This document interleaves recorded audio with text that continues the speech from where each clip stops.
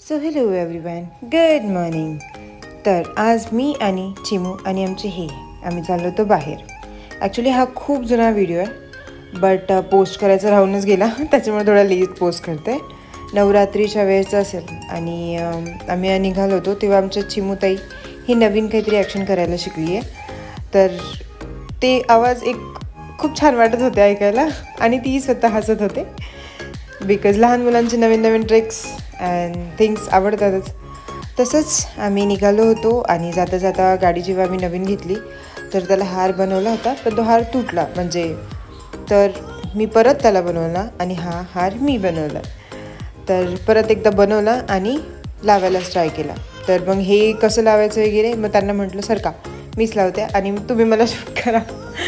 मग त्याच्यामुळं पाहत होते की गाडीला हार वगैरे कसा लावतात आणि त्याच्यामध्ये ते गाडी डिक्कीच्यामध्ये वगैरे यावं नाही तर असं ते खूप साऱ्या गोष्टी व्हॉट्सएवर. तर मी छानपैकी असं आवरून आम्ही सगळेजण मी चिमूताई आणि आमचे निघालो होतो आणि कारला हार लावायचा राहिला होता म्हणून हार लावला. आणि जवळच आमच्या इथे एक जत्रा भरली होती, तर ती जत्रा बघायला आम्हाला जायचं होतं. सकाळपासून भांडणं करून मी ॲट द एंड त्यांना म्हटलं मला बोर होतं आहे, बाहेर घेऊन चला. कारण की वीक ऑफच्या दिवशी म्हणजे मी कामाला जाते आणि त्या वीकच्या ह्याच्यानंतर जे फ्रस्ट्रेशन असतं ना ते कुठेतरी बाहेर जाऊन, तसं तर बाहेर जाऊशीच वाटत नाही जर तुम्ही कॉर्पोरेट लाईफमध्ये काम करत असाल तर.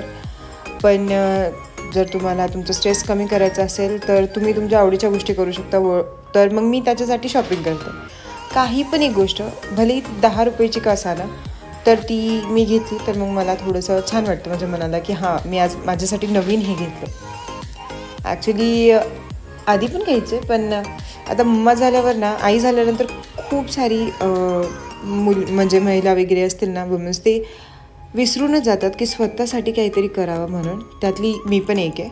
म्हणजे असं नाही की करावं नाही, पण लेकरांसाठी आपण नाही का ऑटोमॅटिक ते अवॉइड होतंच. मम्मी का गुण कहा से आता है पता नाही.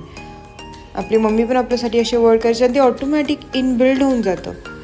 तर तर मग हे हार वगैरे लावायचं होतं तर ते लावलं वगैरे आणि चिमूताईला बसवलं आम्ही 2 व्हीलरवर. चिमूताईला बसता नाही येत ॲक्च्युली, पण ना तिला आता थोडी जशी मोठी होत चालली ना तर तिला समजतं असं बसायचं आहे, असं सरकून. मग मी तिला थोडंसं सरकून बसवलं आणि ती बरोबर डॅडूला पकडून बसते. असे छोटेसे हात तिचे डॅडूला असे शर्टला पकडून. ते खूप छान आणि खूप गोंडस वाटतं आणि एकदम स्ट्रेट बसली होती ती. तिला मी खूप वेळचं म्हणत होते चिमूताई इकडे पहा म्हणून, पण ती एकदम स्ट्रेट वगैरे बसली. आणि असंच आम्ही मग निघालो. शूट तर एवढा करता येत नव्हता आणि पण ट्राय करणे मी काय, कारण की माझी चिमूताई खूप गुणी बाळे, ते कधीच आम्हाला त्रास देत नाही, देते कधी कधी. तर आम्ही इथे पोचलो. इथे एक मंदिर होतं वनदेवीचं. मे बी जर तुम्ही ओळखत असाल हा एरिया तर तुम्हाला माहिती असेल हा एरिया कुठला आहे. तर इथे वनदेवीचं मंदिर होतं आणि नवरात्री होत्या, त्याच्यामुळे तिथे जत्रा भरते, तर अशा खूप साऱ्या ठिकाणी असतात.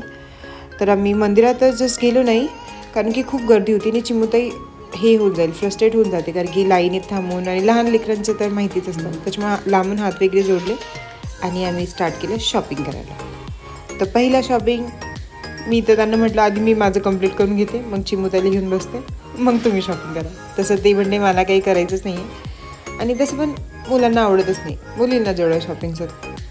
तर मग पाहत होते सगळीकडे. आधी मी एक नेकलेस घेतला आणि नेकलेसांचे नॉर्मल मंगळसूत्र जे की मी ऑफिसलाही घालू शकते. आणि मग आम्ही असे ड्रेस वगैरे किंवा काही गोष्टी असतात जत्रेत ते घेण्यासाठी गेलो. नंतर नॉर्मली जे मला आवडलं ते मी घेतलं आणि तसेच आम्ही पुढे निघालो.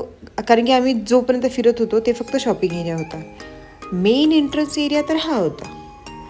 इथे आम्ही पाहायला आलो की काय घ्यायचं काय नाही वगैरे. आणि ऑनेस्टली सांगू, मला ह्या पाळण्यांची वगैरे एवढी भीती वाटते. तुम्ही रील्स आणि शॉर्ट्स वगैरे पाहत असाल तर त्याच्यामध्ये तुम्हाला कदाचित काही व्हिडिओजमध्ये असं अपलोड होतं पण की नाही का ऑटोमॅटिक त्याचे नट निघाले, त्याला हे लागलं.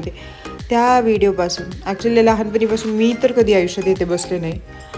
आणि तिची भीती जी असते ना ती खूप डेंजर असते. तर त्यांना मी म्हटलं होतं की आपण तिथे बसायचं का, तर मी त्यांना ऑलरेडी ह्या गोष्टी सांगून त्याच्यानंतर त्यांना विचारते की आपल्याला इथे बसायचं का.